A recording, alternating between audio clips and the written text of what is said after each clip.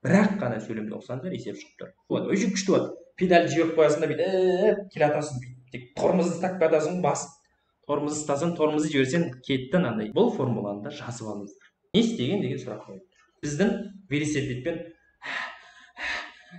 деп тауға шыққан секілді, иә?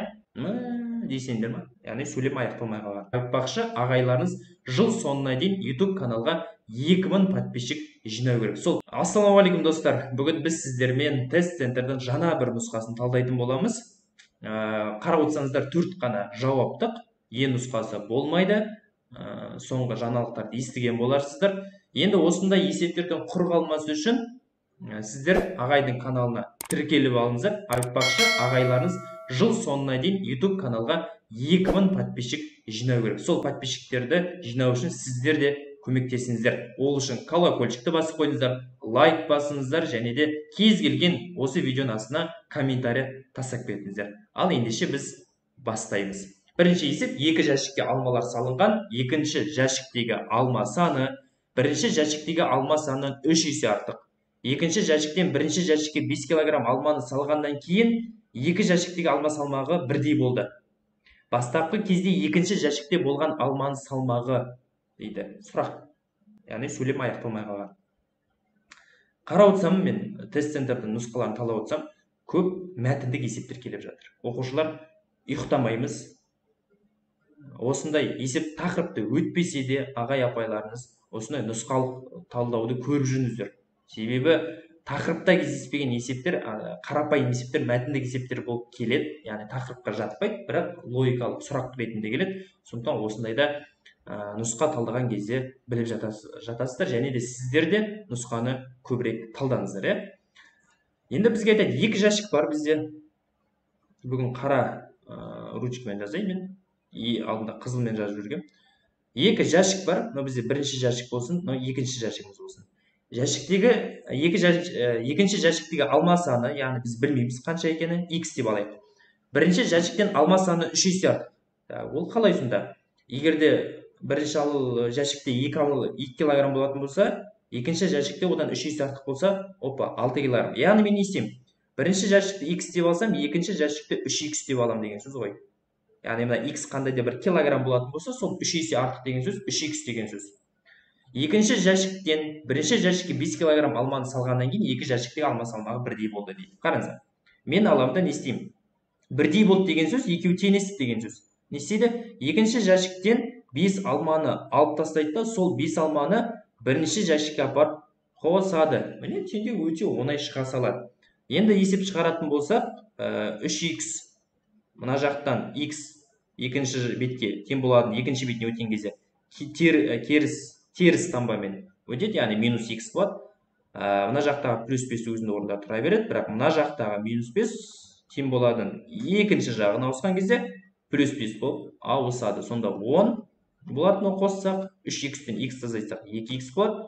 Яғни 2-ге қандай санды көбейткен кезде 10 болады? Әрине 5-ті көбейткен, яғни x-іміз бізде 5-ке тең. Бұл бізде x 5-ке тең. Бізде айтып жатыр, бастапқы кезде екінші жәшікте болған алманың салмағын табыңыз деп.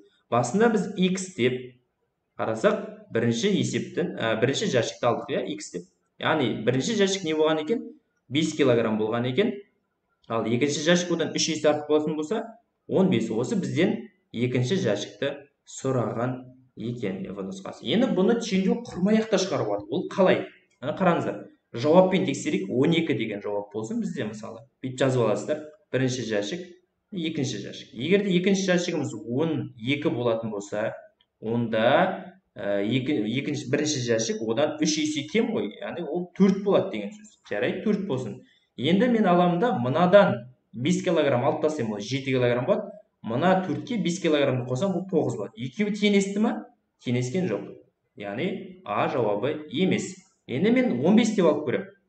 Яғни бірінші, екінші жәшіктерім бар. Бірінші жәшігім 15 болатын болса, бірінші жәшігім 5 болады деген сөз. Себебі ол 3 есе артық еді. Енді әрмен қарай, екеуінен де 5 алма, екінші жәшіктен 5 алманы алып тастаймын, ол 10 алма болады. Ал бірінші жәшік 5 алманы қосам, ол 10 болады. Ал 10 мен 10 теңесті.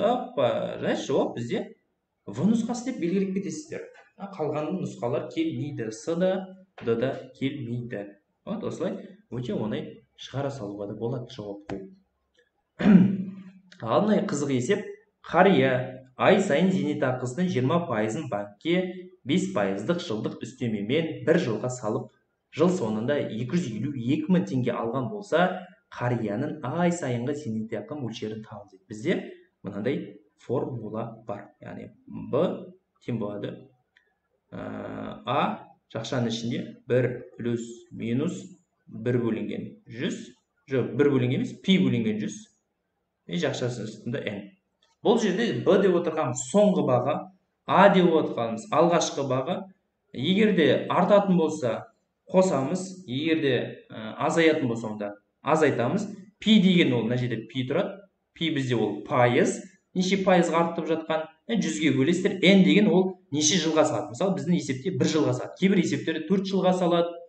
Депозитке 5 жылға салады. Соны есептейтін формула. Осы формуланы мұқият жазып алыңыздар. Осы. Әрмен қарай кетті. Енді орнына қояқ сандарды. Біздер соңғы бағамыз қанша шықты? 252 мың шықты. Депозитке салды 1 жылға 252 мың алды. Яғни бұл соңғы баға. Тең болады А. Алғашқы бағаны біз білмейміз. Бір неше бізде қымбаттады, себебі қымбат артқан. Қосу. Пи бізде неше? 5% бөлінген 100%. Және де олар неше жылға салды? 1 жылға салды атамыз. Қария деп тұр атамыз. Енді есеп шешетін болсақ, кез келген санның бір дәрежесі бірге тең, сонда бізде 252 мың тең болады А жақшаның ішінде 1 қосылған. Енді мына 5-ті 100-ге бөлсек 0,100-ден 5 болады.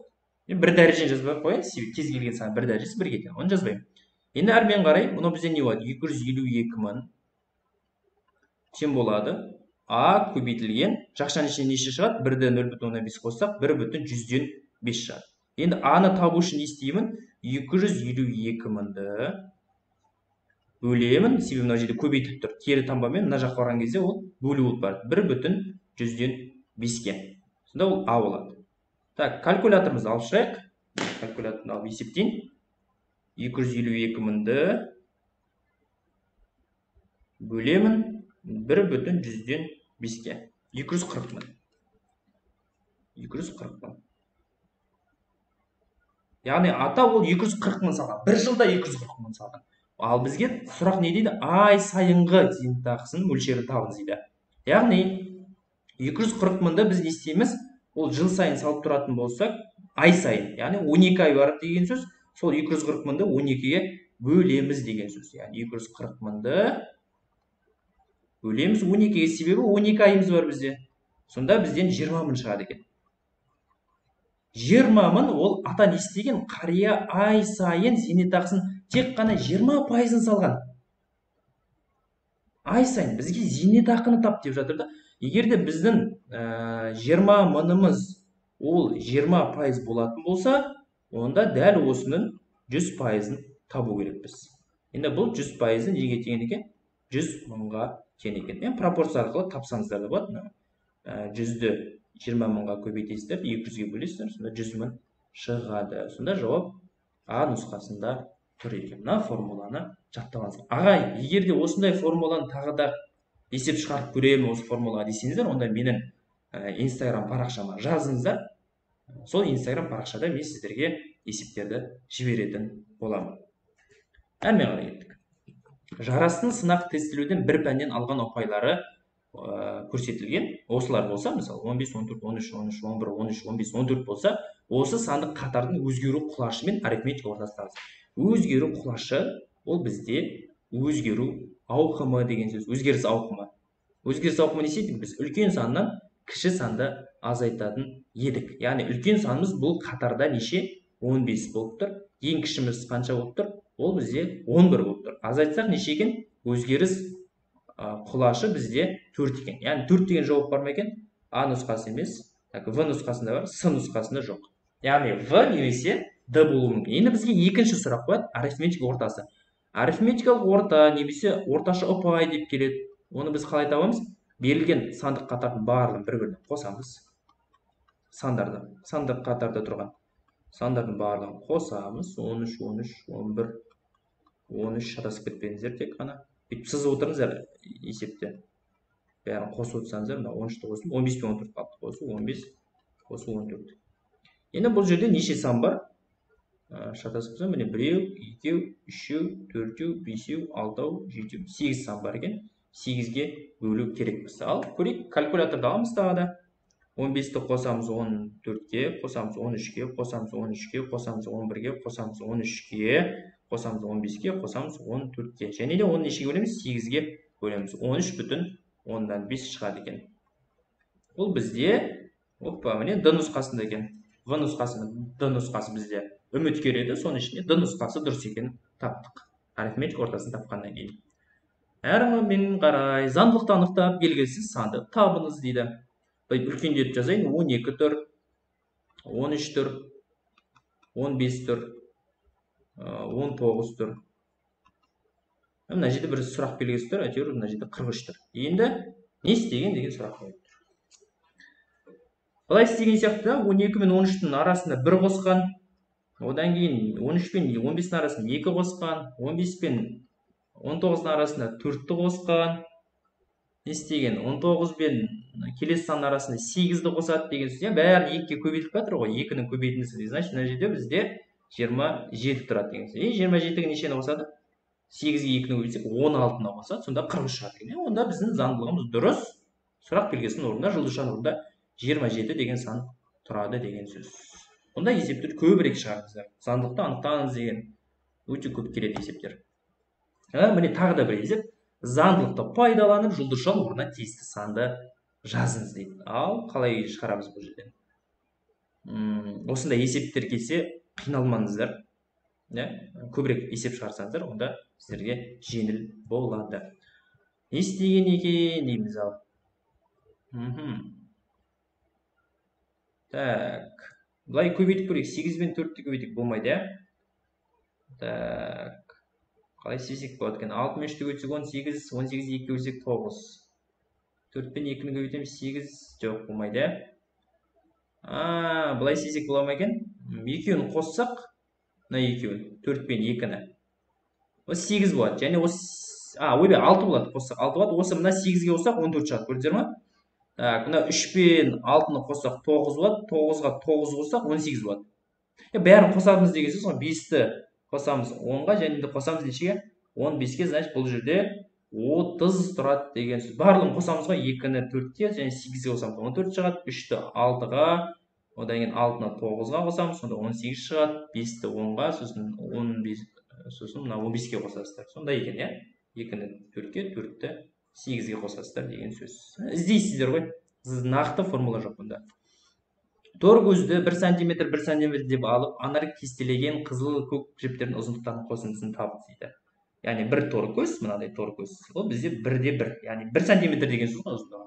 Енді қарап отырсақ, мына көкті қарасақ, көктің центрінен бастап, мына екінші, яғни радиусын табатын болсақ, бұл жерде радиусы бір ғана клетка екен. Яғни ол бізде бір клетка не ол радиусы 1-ге тең деген сөз.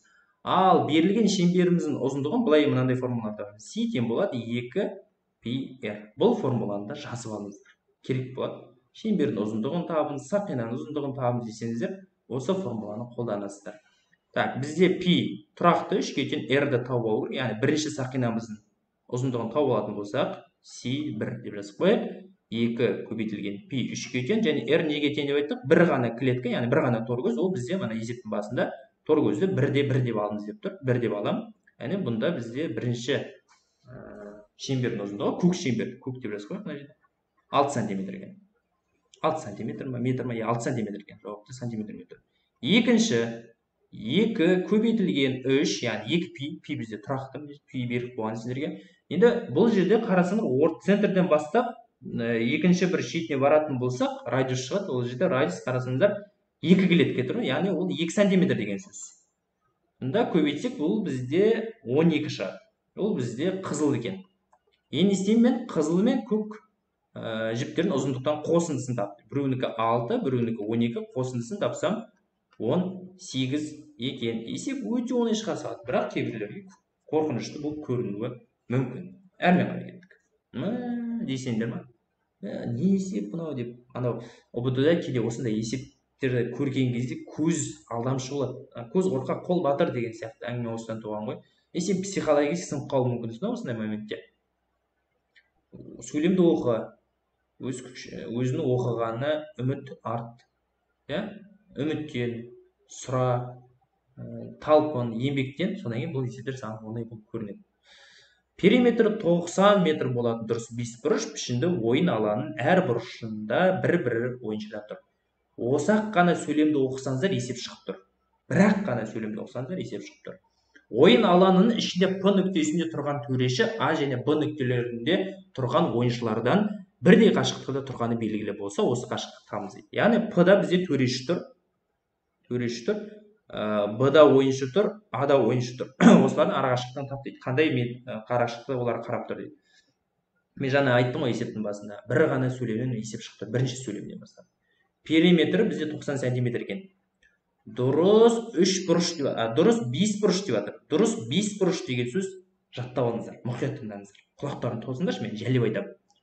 Дұрыс 5 бұрыш деген ол барлық қабырғасы бірдей фигураны айтады. 5 бұрыш болатын болса, олардың қабырғалары барлығы 5-еу және олар бір-біріне тең ұзындықтар. Айтып қойма басқа ешкімге, Сонда біз не істейміз? Пиді 90 сантиметрді бөлесін 5-ке. Пи деп жазып қойын, жалпы 90-ды 5-ке бөлесіңдер. Сонда бізде 18 шығады. Яғни 18 метр. Яғни, мына бәрі 18 болатын болса, мынау 18, мынау 18. Ал төреші қандай қашықтықтан қарап тұр? Мынандай белгі түріне қараңыздар. 3 бұрышта егерде мынандай белгілер тұратын болса, мынандай белгі, бірақ қана сызықтар. Бұл 3 қабырғасы да бір-біріне тең деген сөз.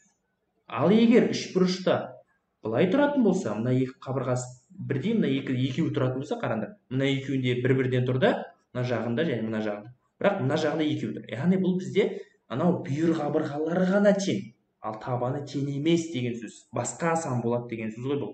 Түсіндіңіздер ғой? Ал бізде қазір есепте барлығы тең деп тұр, сондықтан төреші бізде 18 метрден шығып тұр. Қарап тұр, то есть екі ойыншыға арасы қашықтығы 18 метр екен. Болды. Әрмен қарай кеттік. Flagman дүкенінде iPhone 13 Pro Max бағасы 156 мың дейді. Ой, iPhone ұстайтындар, ал комментарий жазыңдар, менде iPhone деп десең, біреулер ойлайды, мақтанып не істеймін жазып, ата-аналарыңызды қинатып та iPhone алмаңыздар, ертең жұмыс істейсіздер, студент боласыздар, сол кезде аласыздар. Екінші дүкенде, дәл сол дүкенде, бірақ iPhone 12 Pro Max бізден неше тұрады екен? 613 мың теңгені құрайды екен. 612 мыңды құрайды екен. Сонда бізде не істейді? Телефонға екеуін бірге алуға ниеттенген екен, екі телефонға 13% жеңілдік жасайтын болады. Не істеймін? Былай істеймін, 756 мыңды мына екеуін қосып бере салайын, бүйтіп жаздық қой. Неше болады? Соңғы 3-0 бір-бірінен қоссақ 0 болады. 6-ны 3-ге қоссақ 9, 5-ті 1-ге қоссақ 6, 7-ні 6-ға қоссақ 13. Яғни 1.369 мың теңге болады екен.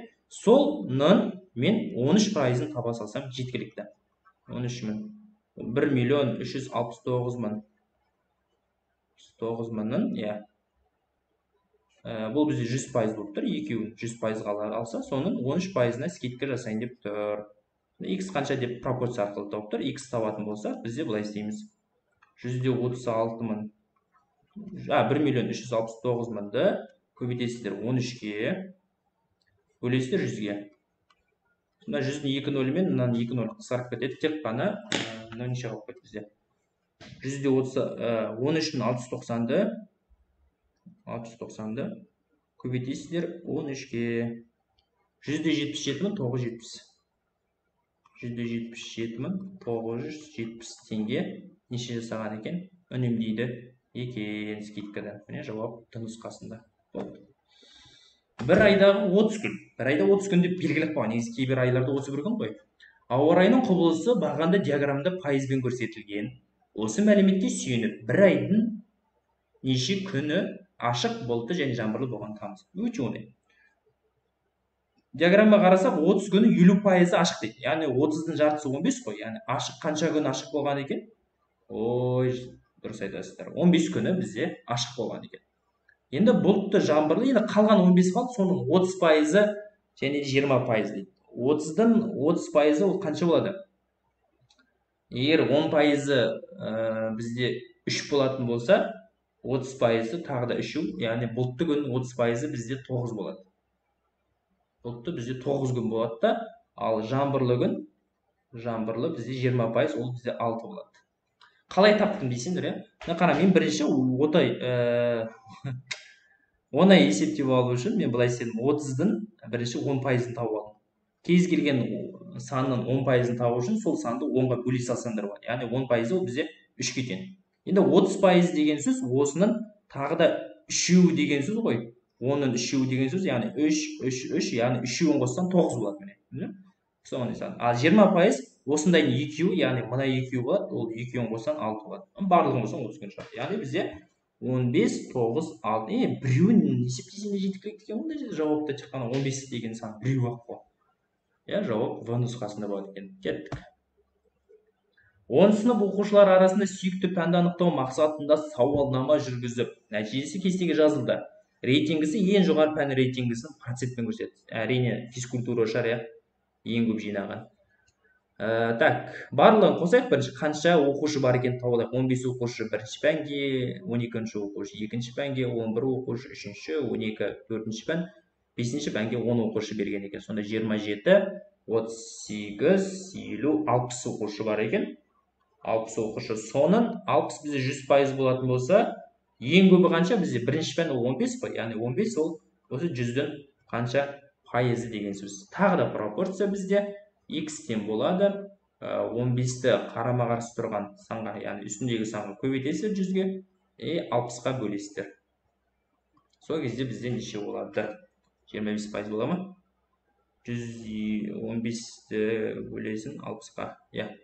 25 болады екен. Сонда неше пайыз? 25%. Кеттік. Төмендегі кестеде КВН ойынына қатысқан 4 командаға 3 сайыс бойынша Әділғазы алқасының қойылған ұпайлар беріліп тұр. Ұпайлардың қосындысын ең үлкен болатын команда бас жүлдені егер болатын болса, бас жүлдені иеленген команданың алған ұпайы сан дейді. Так, сәлемдесуде 26, арнауда 22, өз өнерін көрсетуде қызғалдақтар тобы қанша ұпай жинаған барлық қосасыздар. 26 қосу 22 қосылған 28, бізде 76 ұпай жинаған екен. Әрмен қарай өнер қырандары, так, 21 қосу 29 қосу 23, 73 жинаған.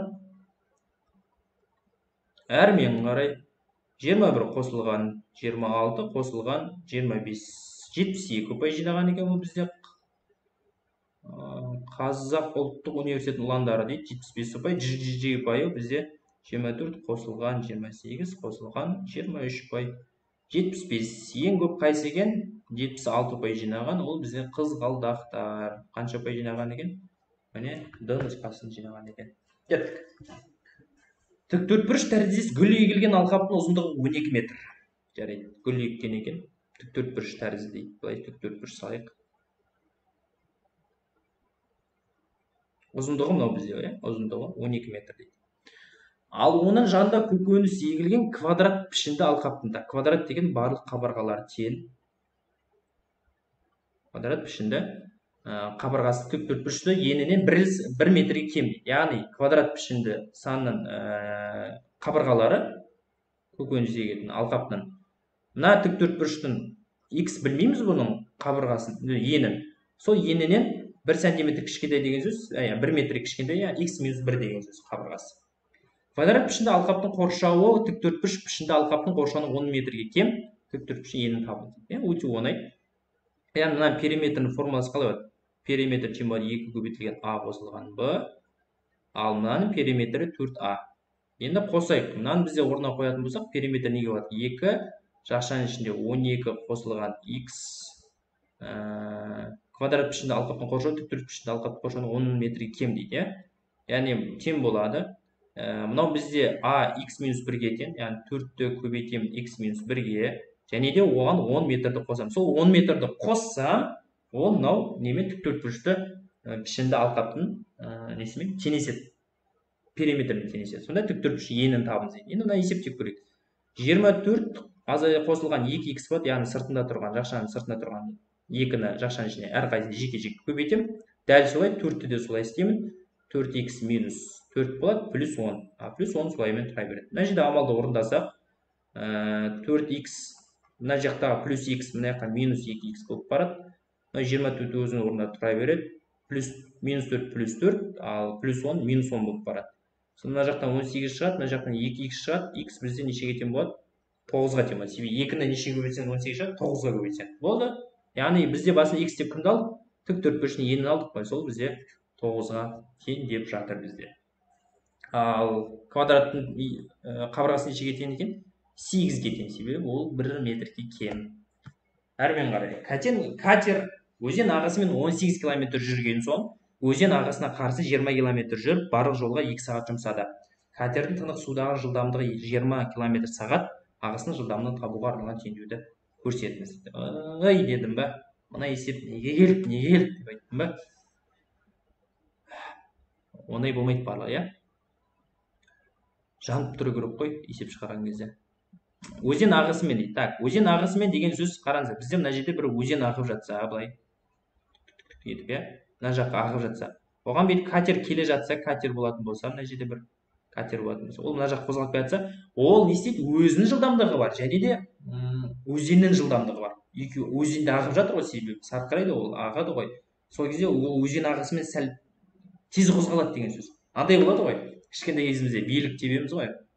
Велосипед тепкен кезде таудың басына көтерілу қиын болады да, ал таудың үстінен төмен қарай түсу бізге жеңіл болады. Өте күшті болады. Педаль жіберіп қоясың да бүйтіп келе жатасың, тек тормозды ұстап жатасың, бас тормозды ұстасаң, тормозды жіберсең кетті, андай разгонмен барып бір жерге барып бересің, короче.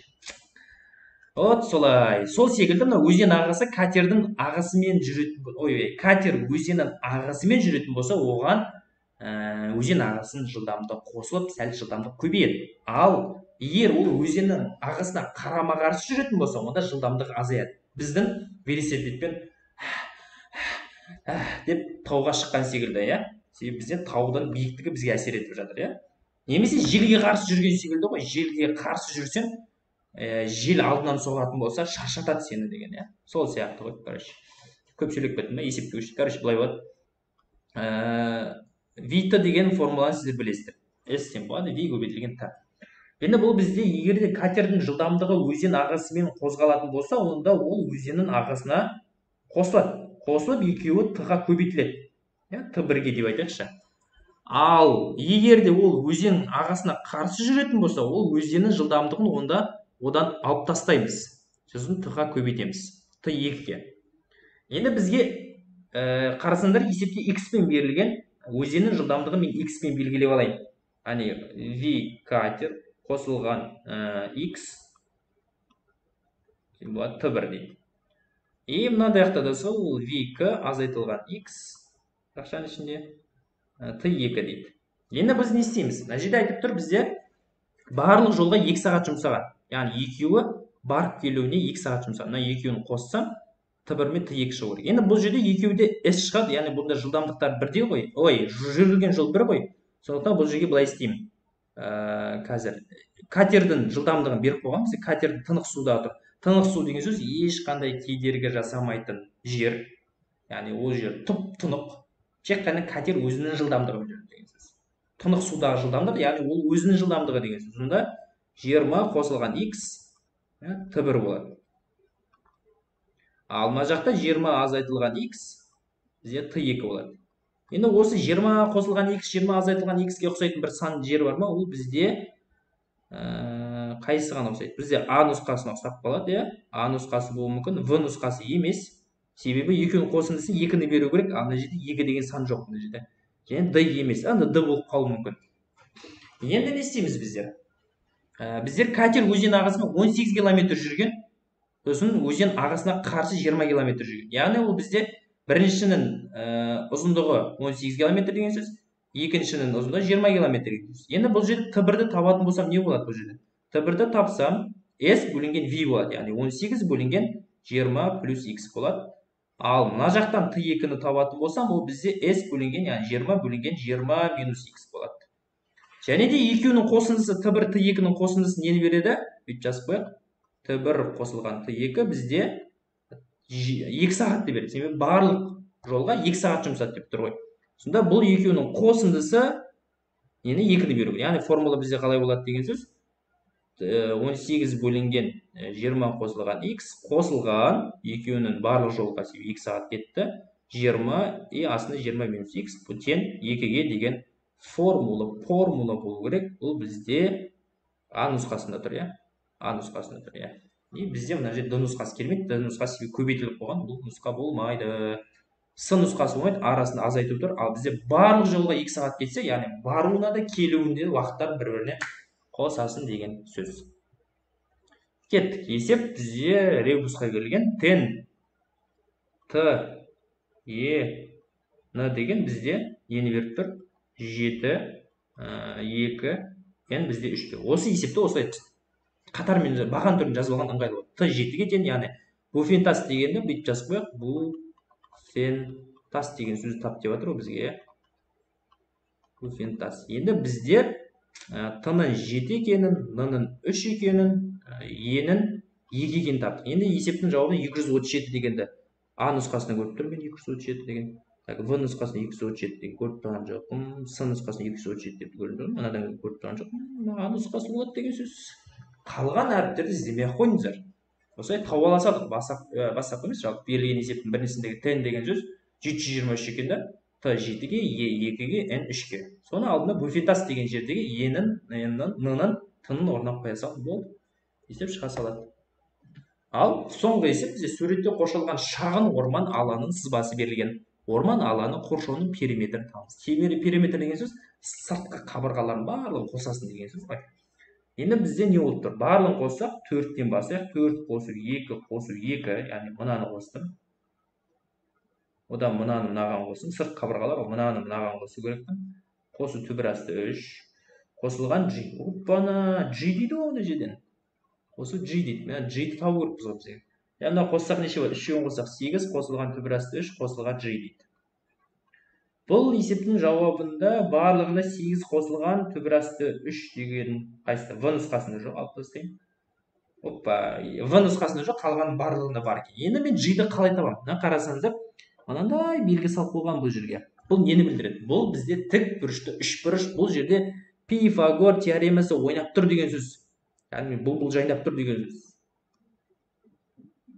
Сондықтан біз не істейміз? Пифагор теоремасы пайдаланып. Бірінші үшбұрыш бізде былай берілген. Тік бұрышты үшбұрыш былай берілген. Мына жерде 2 тұр, мына жерде 2 тұр. Яғни мен мына жерді тауып аламын деген сөз ғой. Мына жерде. Бұл бізде гипотенуза болады. Барлық қабырғалар тең болатын болса, катеттері, онда гипотенуз бізде 2 түбір асты 2-ге тең болады деген сөз. То есть бізде мынандай бар. Мынау А болатын болса, былай сөз салайыншы. Мынау А болатын болса, мынау А түбір асты 2 болады деген сөз. Яғни А бізде 2-ге тең болып тұр. Яғни бұл есептің жауабы 2 түбір асты 2. Мен мына жерді тауып алдым. Бұл бізде 2 түбір асты 2-ге тең екен. Енді әрмен қарай не істеймін? Ол мен мына жерді тауып алу керекпін. Бұл тағы да тік бұрышты үшбұрыш, катеттердің квадраттарының қосындысы гипотенузаны береді. Бір катеті түбір асты 3-ге тең, екінші катеті 2 түбір асты 2-ге тең, екеуін квадраттап қосамын. Сол кезде бізде мына жерден с квадрат шығады, яғни гипотенуза шығады деген сөз. Мынау бізде 3 болады, себебі квадратпен түбір жойылып кетеді. Мына жерден 2-ні квадраттасам 4 болады, түбір асты 2-ні квадраттасам 2 мен 2 жойылып, түбір асты мен 2 жойылып кетеді, тек қана 2 қалады. 4 көбейту 2 қалады. Сол кезде мына жерде тең болады с квадрат. Яғни ол бізде 11 шығады. Себебі 4-ті 2-ге көбейтсем 8, 3-ге қосам 11. Яғни с квадрат бізде 11-ге тең. Ол бізде мына жер 11-ге тең екен. Түбір асты 11-ге тең. 11-ге, түбір асты 11-ге. Енді G-ді табу үшін G бізде бірақ не болып тұр? Катет болып тұр. А 4 бізде гипотенуза болып тұр. А ол қалай? Гипотенузның квадратынан катеттің квадратын азайту керекпін. Сонда ол бізде екінші катеттің квадрат шығады деген сөз. Ол бізде 4-тің квадраты 16-ға тең, азайту. Б бізде түбір асты 11-ге тең, 10-да квадраттау керекпін. Сол кезде не шығады екен? 16 азайту 2 мен түбір кетіп қалады, тек қана 11 қалады. 16-тан 11-ді азайтсам 5-тен 5 шығады. Ол 5 деген не сөз? Ол бізде А квадрат деген сөз. А нешеге тең болады? А бізде түбір асты 5-ге тең болады. Яғни есептің жауабы 8 қосылған түбір асты 3 қосылған түбір асты 5 деген сөз. 8 қосылған 3 түбір асты қосылған түбір асты 5 деген сөз. Сондай жауап бізде міне д нұсқасында түркия. Міне осымен есеп аяқталды. Егер түсінбеген есептерім болса, егер осы талдау сіздерге ұнап жатырса, онда комментарий жазыңыздар, және тағы да айтамын, каналға тіркелуді ұмытпаңыздар. Біздің жылдық жоспарымыз бар. Сол жыл біткенге дейін сол жоспарды орындауға сіздер де үлес қосыңыздар. Осымен біздің талдауымыз аяқталды.